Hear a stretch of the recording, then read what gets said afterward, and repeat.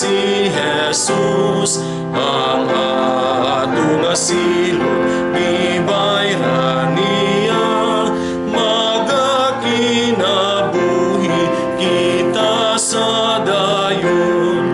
Daygon ta si Jesus, pasidunggan siya. Daygon ta si Jesus, magmalipayon ta. Hangganan siya ngadto sa Amahan, siya himayaon kay gamhanan man. Kalwasan nga hingpit tungod sa dugo, gisaad sa Dios sa mga magtuo. Ang makasasala pasayloon niya, sa taknagayod nga musalig siya. Daygon ta si Jesus, pasidunggan siya. Daygon ta si Jesus, magmalipayon ta. Hangganan siya ngadto sa Amahan, siya himayaon kay gamhanan man. Ang atong kalipay na akang Jesus, nga nagbuhat sa mga dagkong butang. Apahan ang kalipay tang dili tugnan, mao ang pagbalik sa Ginoo ta. Daygon ta si Jesus, pasidunggan siya. Daygon ta si Jesus, magmalipayon ta. Hangganan siya ngadto sa Amahan, siya himayaon kay gamhanan man. Ang patukuranan karon sa ato ang pagpamalandong makita sa sulat ni San Mateo Kapitulo 7, 15 hangtod sa 20. Nga nagaingon, pagbantay kamo sa mga mini nga propeta, wala sila kaninyo nga murag mga karnero, apan ang tinuod sama sila sa bangis nga mga lumo. Mailhan ninyo sila sa ilang binuhatan, kay ang sampinit dili man mamungag ubas, ug ang kudya pa dili usab mamungag igos. Ang punuan nga walay sakit, mamungag maayong bunga, apan ang punuan nga masakiton dili mamunga o maayong bunga. Dili makabungag walay pulos nga bunga ang punuan nga walay sakit, sama nga ang masakiton nga punuan dili makabungag maayong bunga. Ang matag punuan nga dili mamungag maayong bunga, putlon o isugnod sa kalayo. Busa mailhan ninyo ang mga mini nga propeta pinaagi sa ilang binuhatan. Dinhi natapos ang ato ang pagbasa sa balaang kasulatan.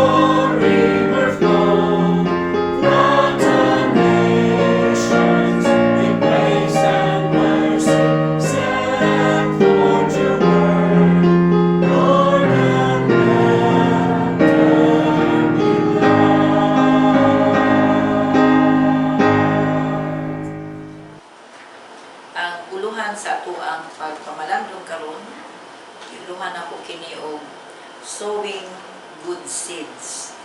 Ang pagtanom og maayo nga mga lisod. Nga atong base sa ato ang teksto nga gibasa kaganina. Mga igsuon, maayong buntag kanatong tanan, ilabi na kato mga kaigsuonan ngadto sa gawas nga nagasunod kanunay sa ato ang panimbahon dinhi sa Metro Davao. Ug salamat po sa kanunay ninyo nga pagsunod niining ato ang maong panimbahon. Atong andamon ang atong mga kaugalingon karon alang sa atong pagpamalandong, ilabi na nga ania na kita karon sa panahon sa Kwaresma o kanang gitawag nato og Semana Santa. Ang ato ang teksto nagaingon, a good tree cannot bear bad fruit, and a bad tree cannot bear good fruit. In this verse, Jesus was referring to false teachings in his time. There is a comparison between the bad tree and the healthy tree when it says, a good tree cannot bear bad fruit, and a bad tree cannot bear good fruit. Jesus also was referring to the religious teacher of his time, and he encouraged the hearers to be on the lookout how these leaders live and how they act and how they behave. A religious leader may appear respectable and wise, and a believer may also be the same. But it is said, you must look at the fruit of his life in order to know if he truly represents God. It is also possible for a person to claim that he is a follower of Christ when he or she is not a true believer of Christ. A good tree is known by his or her fruits. Living by Jesus' teachings is like building the house of your life on a solid foundation instead of shifting sand. False prophets may look like sheep, but inwardly wolves. We can recognize them by their actions and words. If a person is bitter, envious, and selfish, then their words and actions will reflect bad fruit. Muna'y giingon kung unsa ang punuan, maupod ang bunga. Because the tree is the inward part of a person and is the source of the fruit. Muna'y giingon pod, mamunga ba di ay ang saging o santol. Ang Galatians 6:7-10 nag-ingon, do not be deceived, God cannot be mocked. A man reaps what he sows. Whoever sows to please their flesh, from the flesh will reap destruction. Whoever sows to please the Spirit, from the Spirit will reap eternal life. Let us not become weary in doing good, for at the proper time we will reap a harvest if we do not give up. Therefore, as we have opportunity, let us do good to all people, especially to those who belong to the family of believers. Dili kita magdinautay tungod kay usara kita diha sa lawas ni Kristo nga mao ang iglesia. Maningkamot kita nga ang atong kinabuhi mahimong sumbanan, mahimong panig-ingnan sa uban nga makita gayud si Kristo diha sa atong mga kinabuhi. Mga igsuon, sa atong gipugas maupod ang atong anihon. If we sow hatred, we reap bitterness. If we sow anger, we reap conflict. If we sow doubt, we reap disappointment, so on and so on. Ang uban sa sigig duda-duda, no? Sigig duda, ingon pa nila, ang manggidudahon daw, manggibuhaton. So let's be reminded of the prayer of Saint Francis de Assisi. Unsa maning prayer ni Saint Francis de Assisi, unsa may giingon diri? Ingon diri, nag-ingon, Lord, make me an instrument of your peace, no? Imbis na mahatag kita og kagubot, kay kasagaran daw kita usahay pod ang sinugdanan sa kagubot o kasamok sa kinabuhi sa ubang mga tao. So Lord, make me an instrument of your peace. Where there is hatred, let me sow love. Where there is injury, pardon. Where there is doubt, faith. Where there is despair, hope. Where there is darkness, light. Where there is sadness, joy. O Divine Master, grant that I may not so much seek to be consoled as to console, to be understood as to understand, to be loved as to love. For it is in giving that we receive, and it is in pardoning that we are pardoned, and it is in dying that we are born to eternal life. Pagkaanindot mga igsuon kining maong pag-ampo. Hinaot nga kinipod ang atong mga pag-ampo ilabi na sa atong pagsaulog sa Kwaresma o sa Semana Santa. Sa atong pagpamalandong atong hinumduman kining pag-amaong pag-ampo. Aron nga magpugas kitag mga liso nga diha sa kaayo. Yes, friends, may this be our prayer so that in sowing seeds, we may be truly sowing seeds that would grow well and bear good fruit. Remember that our inner self will reveal who we are. Our thoughts will reveal the way we act and speak. For out of the abundance of our hearts, the mouth speak. Si Hosea, sa chapter 10, verse 12 nag-ingon, sow righteousness for yourselves, reap the fruit of unfailing love, and break up your unplowed ground. For it is the time to seek the Lord until He comes and shows His righteousness on you. Usahay, makaingon po ta, usahay no, sa atong mga kinabuhi. Nadit nga gyud ta makagwanta, hapit na gyud mubuto ang atong mga dughan. Usahay, sa kadaghan na natong mga gipangbati, gipangdala nga kabuk-at, usay makaingon ta nga murag bubuto na gyud, murag nagmao pinatubo no, atong pamation, pation sa atong lawas o sa ato ang dughan. Muna nga giingon, ato kining atimanon aron dili gyud mubuto ang atong mga dughan o diya sa atong mga pagbati. Labi na sa panahon sa Kwaresma, sa panahon sa pagpamalandong o pagsusi sa atong mga kaugalingon.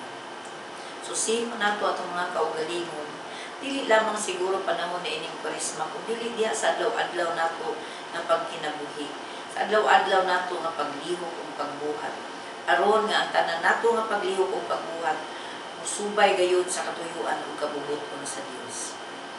Ang Hebreano nag-ingon sa chapter 12, verse 2 to 3, let us fix our eyes on Jesus, the author and finisher and perfecter of our faith, who for the joy set before Him endured the cross, scorning its shame, and sat down at the right hand of the throne of God.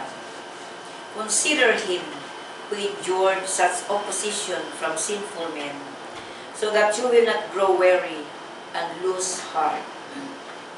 Yes, friends, if we want to produce good fruit, let us fix our eyes on Jesus, the author and perfecter of our faith, that we may be effective in sharing the good news of God's salvation to peoples we encounter every day, that they may see the kind of fruits we produce out of the seeds we have sown.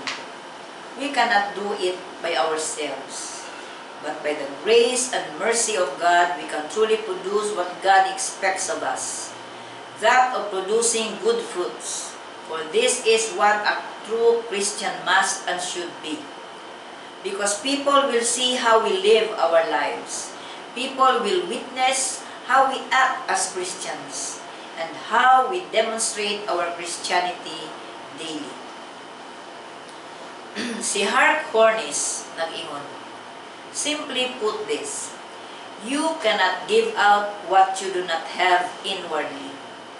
If your heart and thoughts are good, it will result in outward actions and speech that are good. And just like a physical tree, a good heart or mind needs to be cultivated and nurtured.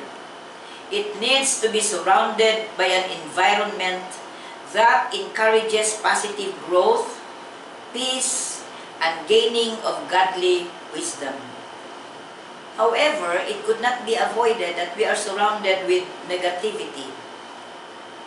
O nag-iingon, dili gyud ta mag-idol. Kaya ang muna-muna daw nga idol, gamiton na ni Satanas, o magmuna-muna na bisag unsa na lang, no? Daghan kay mga gipang muna-muna. Mga dautan nga mga muna-muna, usahay mo abot sa atong muna-muna. Kung ang ato ang mga minds nato, nag-idol na siya. So kinahanglan, busy ang ato ang muna-muna. Kaya aron dili ta makamuna-muna o mga dili maayo. But we can choose whether to be affected or not, no? So, pwede po tayo makapili. Ma-affected ba tas negativity, ani kalibutan na, sa tanan nga mga nagpalibot ka nato, mga dili maayo, ma-affected ba ta? No? Ang uban maingon nga, ay, dili ko magpa-stress, anak, no? So, ang uban, di yun magpa-apikto, no? So, naata, surrounded ta by negativity. Pero naapoy positive, no? Kay, duham daw na positive o negative. So, asa man ta sa positive bata or sa negative bata, no? Positive, iya sa Diyos. Ang negative, iya sa dili maayo, no? So, usahay po daw, dili ta makapugong sa kakusog, no? Sa current, sa dili maayong buhat na nagpalibot ka nato. Usahay ang uban maingon, magbuhat man sila. So, buhat po ta kay alkansita, no? Ya, daghang dili maayong butang nga mutayog pud sa ato ang mga baruganan o sa atong pagkinabuhi ingon nga Kristohanon. So, ang usa ka Kristohanon ibutang dito sa usa ka buhatan, no? Kinahanglan mahimo daw siya nga suga dito, no? Imbis nga muuban pud sila sa dili maayong binuhatan sa ubang mga kaubanan. Usahay daw ang atong mga circle of friends mo oy dakong influence sa atong lifestyle. Kay, ingon pa, kung madyongera sila o madyongero sila, mo apil po ta usahay. O kung hilig po sila boys o girls, apil po ta usahay. Kung hilig po sila mag-inom, magsigarilyo, apil po ta usahay. Remember, mga igsuon, the kind of fruit we produce, is it good or bad fruit? Si Jesus mingon, you are the salt of the earth. But if the salt loses its saltiness, how can it be made salty again? It is no longer good for anything except to be thrown out, trampled underfoot. You are the light of the world. Let your light shine before others, that they may see your good deeds and glorify your Father in heaven. That they may see the fruits as believers of Christ. As Christians, remember what Jesus wants of us. A good attitude, no? Kanang maayog yun nga pagkinaiya o pagkinabuhi. So, may giingon sa Matthew 5, 3-9. Blessed are the poor in spirit, for theirs is the kingdom of heaven. Blessed are those who mourn, for they shall be comforted. Blessed are the meek, for they will inherit the earth. Blessed are those who hunger and thirst for righteousness, for they will be filled. Blessed are the merciful, for they will be shown mercy. Blessed are the pure in heart, for they will see God. Blessed are the peacemakers, for they will be called the children of God. Unsa man ang resulta mga igsuon sa atong sige ug simba, unsa man ang resulta sa sige nato ug basa sa Biblia, unsa man ang resulta sa sige nato ug apil og Bible study, namunga ba kini og maayo? Nahimo bang influensya sa uban? Giunsa man nato ang tanan natong nakatunan kung aduna man galing. Busa, namunga ba kaha kini kaayuhan nga nasa atong kinabuhi ug sa uban? Nahimo ba kining influensya sa kinabuhi sa uban?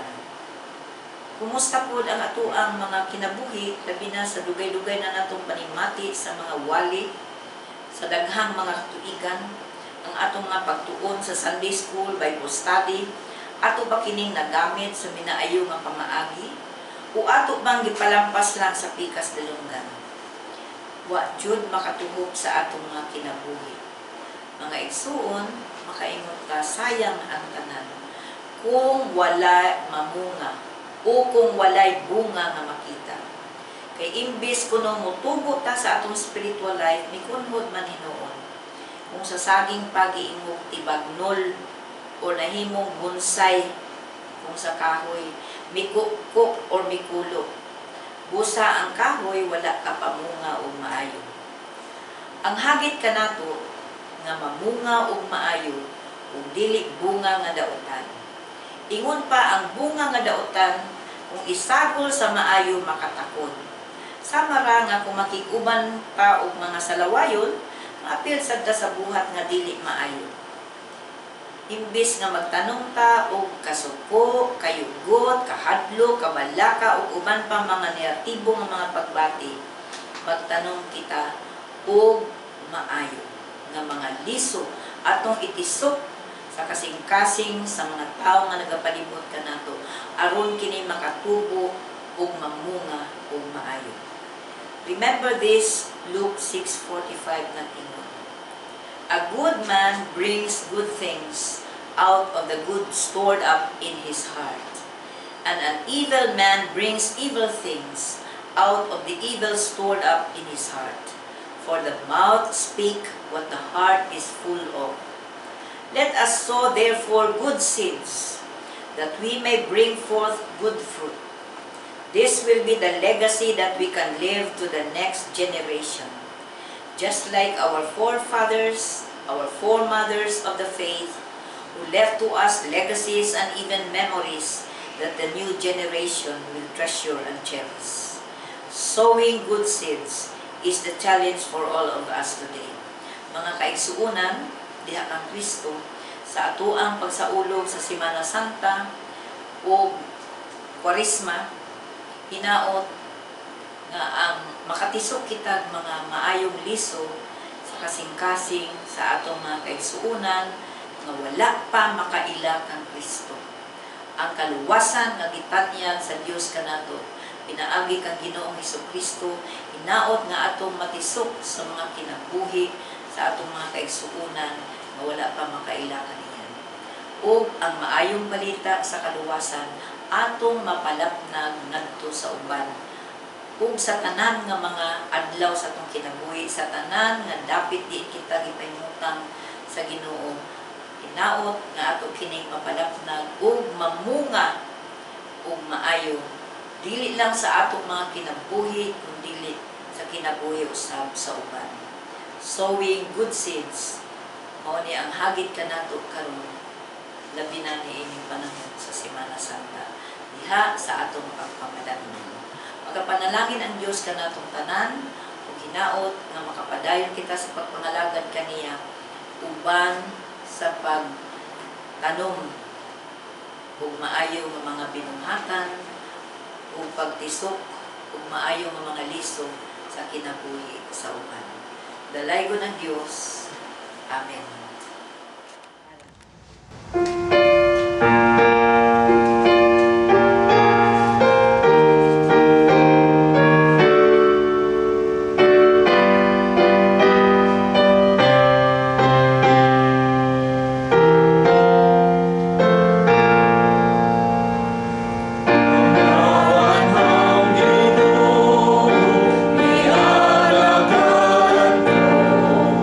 Pastor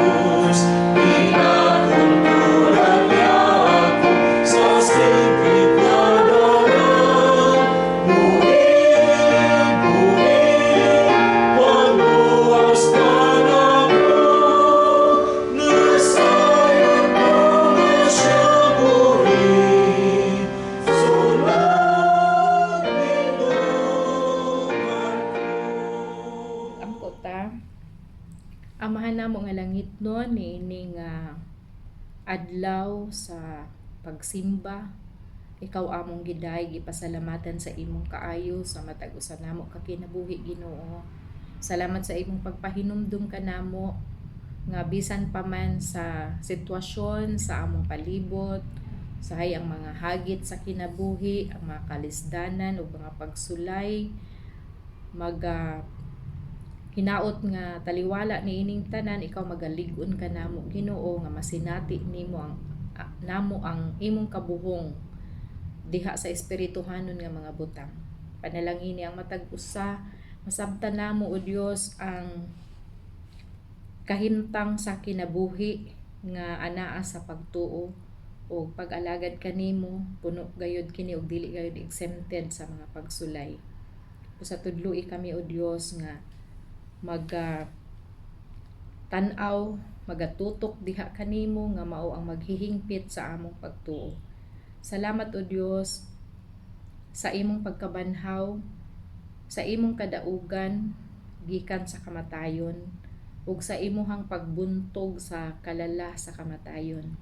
Nagahatag kini kanamo og paglaom nga bisan pa sa malisod nga kahimtang sa kinabuhi o bisan pa sa kamatayon, aduna kami paglaom ngadto sa pagkabanhaw o pagkabanhaw ngadto sa kinabuhi nga walay katapusan. Usa ka kinabuhi nga madagayaon gayud kaayo nga imong gitagana alang sa tanan nga motuo, mosunod ug matinud-anon diha kanimo.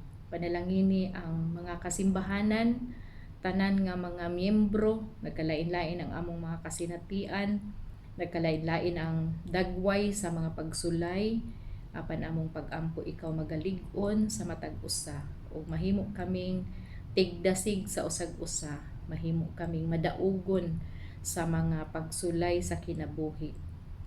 Panalangini Ginoo kami sa espirituhanong mga butang nga motubo kami diha sa among kasayuran mahitungod sa kanimo ug sa imong mga pulong, ug muhamtong kami diha sa among espirituhanon nga kinabuhi. Panalangini ang nagkalain-lain nga mga suliran sa matag simbahan. Ikaw ang Dios nga mao'y among pundasyon, ikaw ang Dios nga mao'y sentro sa among kinabuhing Kristohanon. Usa kanimo ka lamang gayud kami magadangop sa tanang panahon, ug kanimo kami makabaton og kalinaw, kalig-on ug kadasig sa padayon nga pagpangalagad. Ug karon panalanginan og bantayan kamo sa Ginoo, magmaluluy-on ug magmahinatagon siya kaninyo. Kahimut-an kamo sa Dios ug hatagan kamo kalinaw karon ug sa walay katapusan. Amen.